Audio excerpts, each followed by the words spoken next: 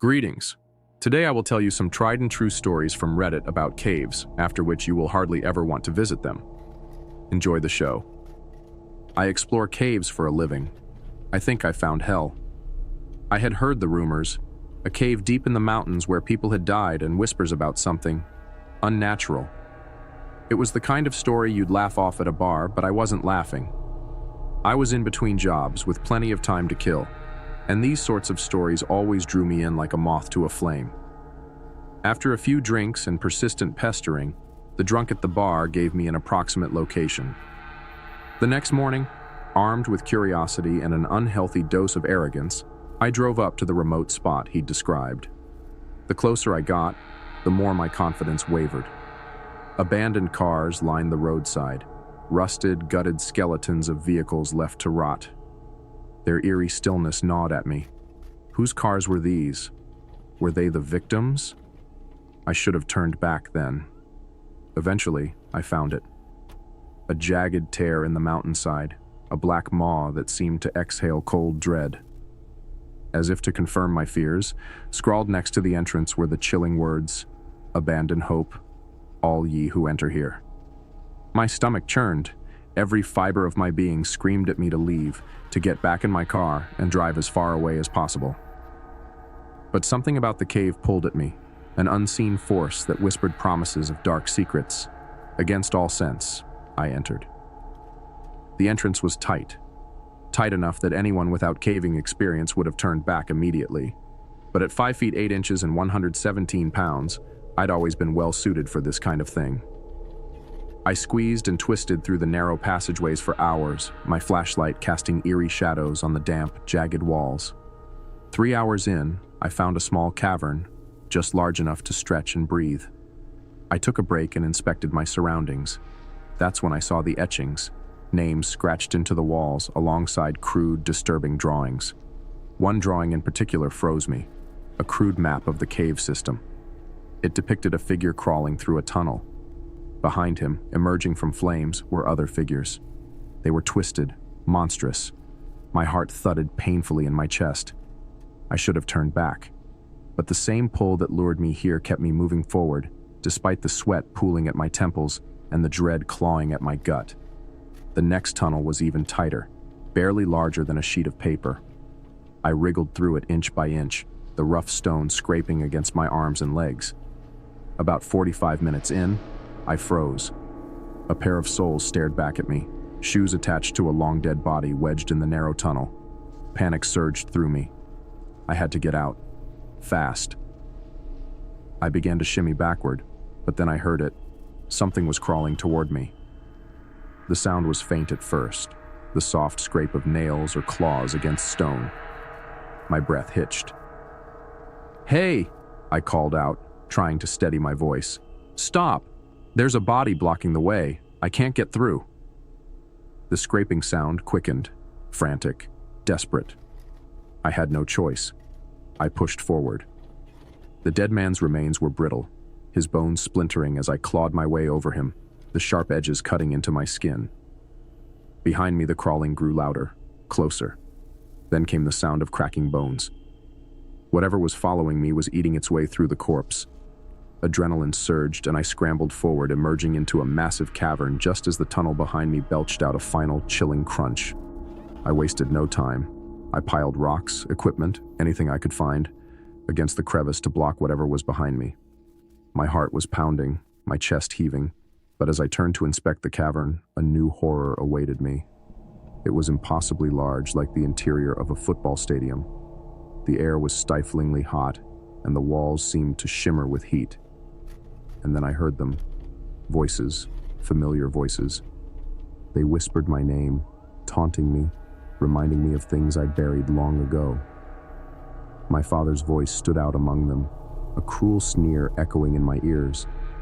The things he'd done, the way he'd broken me as a child, it all came rushing back, raw and fresh. I tried to block it out, but then I saw it, the source of the heat, of the whispers. A pit of fire burned in the center of the cavern, its flames licking at the darkness above. From its depths, figures crawled, clawing their way upward. Their faces were twisted in agony, but some were disturbingly familiar. People I'd known, people I'd wronged. I ran. I found another crevice, smaller than the last, and threw myself into it. The walls scraped my skin raw as I crawled, desperate to escape the screams, the heat, the thing that had once been my father.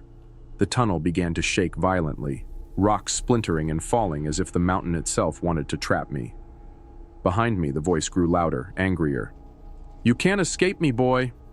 I clawed my way forward, ignoring the searing pain in my arms and legs, until finally, I saw light. I pulled myself out of the tunnel, gasping, sobbing, and fell into the grass. My car was right there, parked 20 feet from the cave entrance. I didn't look back. I drove straight into town and never told anyone what I'd seen. I gave up caving after that. Whatever I found in that cave, it wasn't meant to be found, and I'll be damned if I ever go looking for something like it again. I went cave exploring with some friends. I'm the only one that survived. I used to think Mammoth Cave was just another adventure, a tick off our list. It was supposed to be fun, a weekend to explore the shadows with my best friends, to test our nerves in the endless dark. But somewhere down there, under miles of stone, something went wrong. Now, one of us is missing, and I swear, I can still hear him calling. We'd been going for hours, our voices echoing through the tunnels, each one mocking the confidence we had when we started. There was me, Sam, and my friends Luke, Jared, and Ben. Ben was always the daring one, the first to wander ahead, the one who'd get us into trouble just to laugh it off. But when he didn't come back, no one was laughing. It's strange. We retraced our steps, searched every crevice, calling his name until our voices scraped raw. Nothing. Just an endless silence, heavy and swallowing. And then, the faintest echo, like Ben's voice, drifting from somewhere deep in the shadows. Luke was the first to hear him calling. He stopped dead, his hand shooting up as we walked, telling us to listen. We froze, straining against the thick silence. "Did you hear that?" he whispered, his voice barely louder than a breath. None of us had, but as we stood there, letting the silence settle around us, we heard it. A faint, distant call, almost swallowed by the stone around us. It was Ben's voice, unmistakably. He was calling out, the sound barely reaching us but bouncing off the cave walls in strange, warped echoes. The direction was wrong, though. The call wasn't coming from where we'd last seen him. It was coming from one of the tunnels we hadn't even traveled down. But maybe, somehow, the paths were connected. It wasn't impossible for cave tunnels to intersect. We were probably about 2 miles down at this point, so deep that the silence felt alive, closing in around us. The chill in the air seeped into our bones, and every breath echoed back like a reminder of how far we'd come. The walls felt tighter here, the space around us shrinking with each step. Our lights cast shaky beams on the rough stone, cutting through just enough darkness to keep us moving. We'd packed extra batteries, sure, but even with the supplies, an uneasy feeling twisted in my gut. Still, leaving wasn't an option. Ben was down there somewhere, and we couldn't just abandon him in the dark. We walked down a few hundred feet, calling out Ben's name into the dark, then waiting in silence, hoping for any kind of response. The cave swallowed our voices, leaving only the faint drip of water somewhere far off. Then, after what felt like ages, we heard him. It came from behind us. "What the fuck?" Luke whispered, his voice tight and shaky, eyes darting back toward the path we'd just covered. Jared, louder than any of us, shouted back, "All right, Ben. You can stop messing with us now, man. This isn't funny, bro." I wanted to believe it, that Ben was just messing with us, hiding in some shadowed nook and waiting to jump out. But as I stared into the empty tunnel behind us, a chill crept over me. I couldn't shake the feeling that somehow, it wasn't really Ben. We backtracked, our lights slicing through the shadows as we searched every inch of the area. We moved slowly, scouring every nook, every crack in the walls, but there wasn't a single trace of Ben. Not a footprint, not even a scuff mark. He was just gone. Eventually, we returned to the central cavern, slumping down on the cold stone to catch our breath and regroup. I told the others what had been gnawing at me, the dread curling around my thoughts. but Luke was quick to brush it off. "Oh, come on, man. You know Ben is just fucking with us," he said, his tone forced, like he was trying to convince himself as much as me. "Well, how did he end up back here then, when he was down there before?" I shot back. "I'm telling you guys, something isn't right." Before anyone could answer, Ben's voice echoed again, faint but unmistakable. This time it came from the tunnel we'd seen him go down first. "Come on, guys. This way." His voice drifted down the rocky corridors, a lazy drawl that somehow felt wrong. Jared sprang to his feet, shouting down the tunnel, "Screw you, Ben. When I see you, I'm gonna beat the shit out of you." Then, we heard it. A low, chuckling laugh, the sound echoing, but from a completely different tunnel. Luke and Jared exchanged glances, the bravado draining from their faces. It was like the air had thickened, and now they felt it too. Something was off. A chill crept over all of us, settling in our bones as Ben's laughter faded into the shadows. We huddled together, whispering hurriedly about what to do. The idea of leaving came up quick, but Luke shut it down fast. "We can't just leave Ben down here, guys," he insisted, voice firm but edged with unease. Jared shook his head, glancing toward the distant exit. "I'm going. I'll call the cops and tell them our friend's missing. I'll come back with a search party." It wasn't a bad idea, honestly. Part of me felt relief at the thought of professionals with equipment and experience. But Luke wouldn't budge, his jaw set, determination in his eyes. He wanted to keep looking, convinced that Ben was close, just around the next corner. Jared didn't wait for more argument. With a last look back, he took off down the path toward the exit, his flashlight bouncing along the walls until he was out of sight. Luke and I stood there in silence, the weight of the decision hanging heavy between us. Eventually, we decided to search a little longer. Just a little longer, we told ourselves. After Jared disappeared from sight, Luke and I ventured down the same tunnel Ben had vanished into. We called out, voices barely steady, and after a moment, Ben's voice drifted back, faint and distorted, like it was caught in a slow echo. The sound seeped out of a dark, narrow crevice ahead, just wide enough for us to squeeze through. We moved cautiously, each step slower than the last, feeling a prickling sensation on our necks, like unseen eyes were watching us from the shadows. The path bent sharply to the right, creating the illusion that it might loop back toward one of the other tunnels. Luke forced a chuckle. "See? He's just messing with us." But as we rounded the corner, our lights caught something that made us stop dead. A jagged hole yawned open in the middle of the path, wide and deep, cutting off the tunnel. The space was too narrow to walk side by side, so I trailed behind Luke as he edged forward and aimed his flashlight down into the darkness below. Luke went silent, his light fixed on something I couldn't see. I waited, the quiet pressing in, until the tension grew unbearable. "What is it?" I whispered, trying to peer around him. When he turned to me, his face was drained of color, eyes wide, lips parted like he couldn't quite find the words. He swallowed, barely managing to get it out. "He's down there," Luke said, his voice trembling. My blood ran cold. "What do you mean?" I stammered, heart pounding against my ribs. "He's down there, Sam," Luke whispered, voice cracking. "Dead." The words hit me like a punch. I stood there, numb with disbelief, until Luke grabbed my arm, his grip almost painful. "We have to get out of here," he said, voice tight with terror. Without another word, we turned and started back, moving fast but steady, our lights casting frantic beams along the rough stone walls. As we reached the tunnel that led back to the central cavern, another voice echoed through the darkness. "Guys." Neither of us paused. We broke into a sprint, feet pounding against the ground, breaths ragged with panic. We didn't care where it was coming from. We just wanted out. In his haste, Luke stumbled over a jagged rock and fell hard, his flashlight skidding across the ground before shattering into pieces. I stopped, reaching down to pull him up, my light sweeping the walls as I moved, and that's when I saw it. A figure, pale and naked, crouched at the far end of the tunnel, watching us with hollow, empty eyes.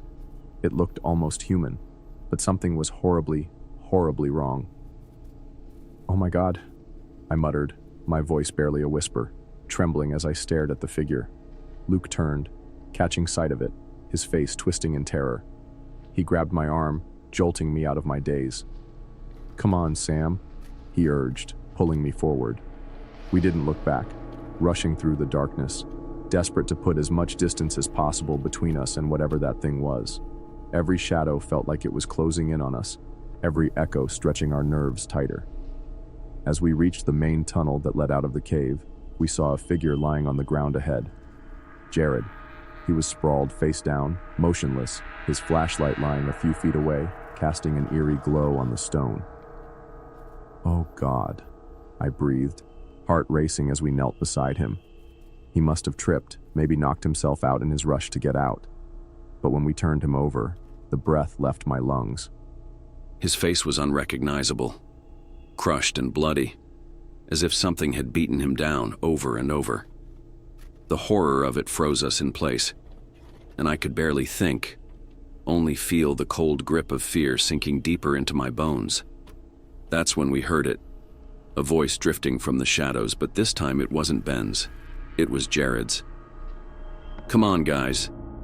This way," the voice called, soft and taunting. I swung my flashlight toward the sound, heart hammering, and there it was, standing just beyond the light's reach. Pale, humanoid, but wrong in every way. Its skin was chalky, almost luminescent under the beam, and its eyes, solid black, empty and endless.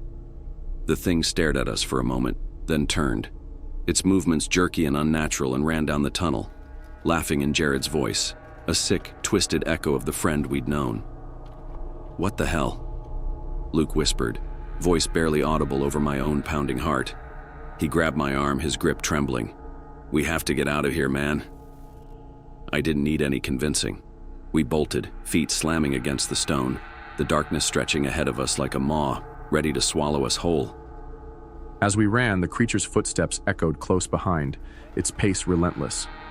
My heart pounded, my breaths coming in ragged gasps as we pushed forward. Suddenly, Luke stumbled and fell, hitting the ground hard. I skidded to a stop, spinning around, and that's when I saw it. The creature had caught up to him, gripping his leg and starting to drag him back into the shadows.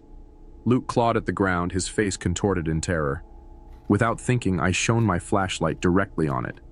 And as the beam hit, the creature shrank back, raising its long, bony arms to shield its huge black eyes. It couldn't stand the light. That much was clear.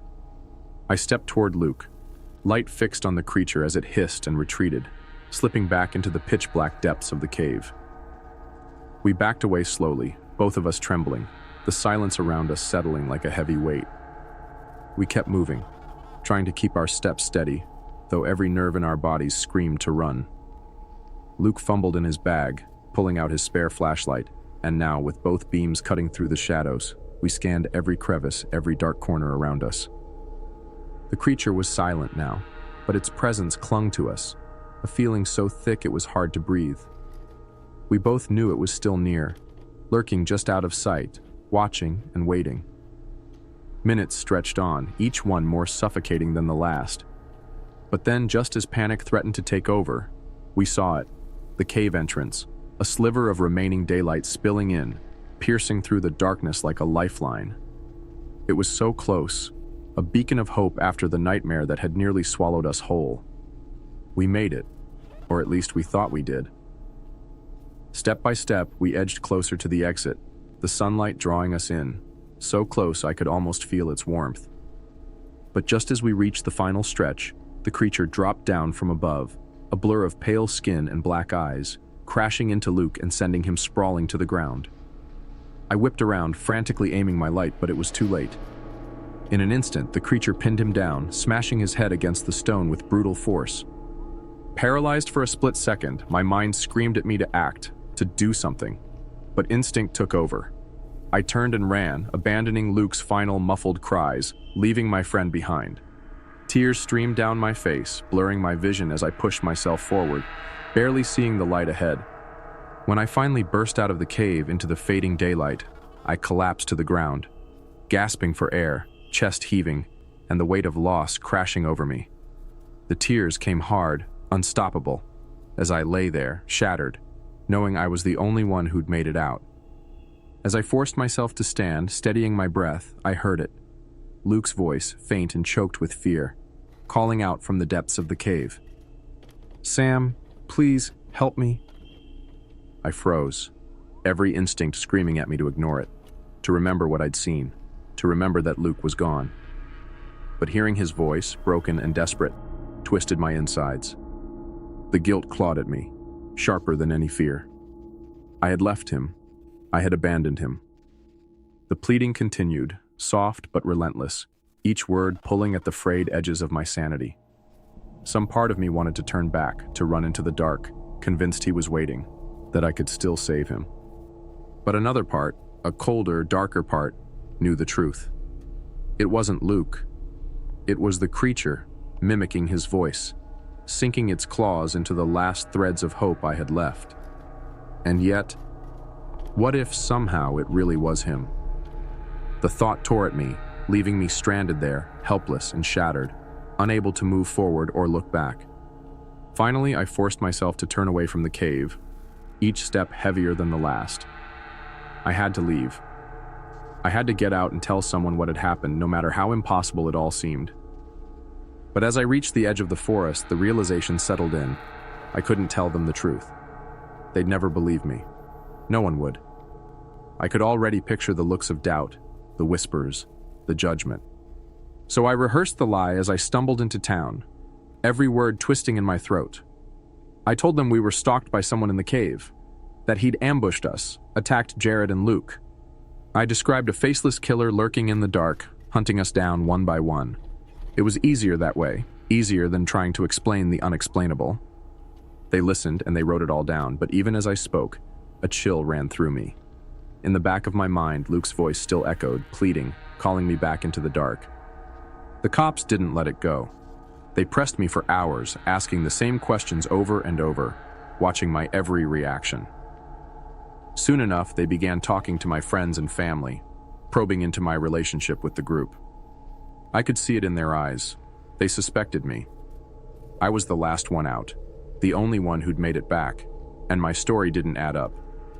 They searched the cave for days, combing through every passage, every cavern. Eventually, they found Ben's body, crumpled at the bottom of that pit, limbs twisted at unnatural angles.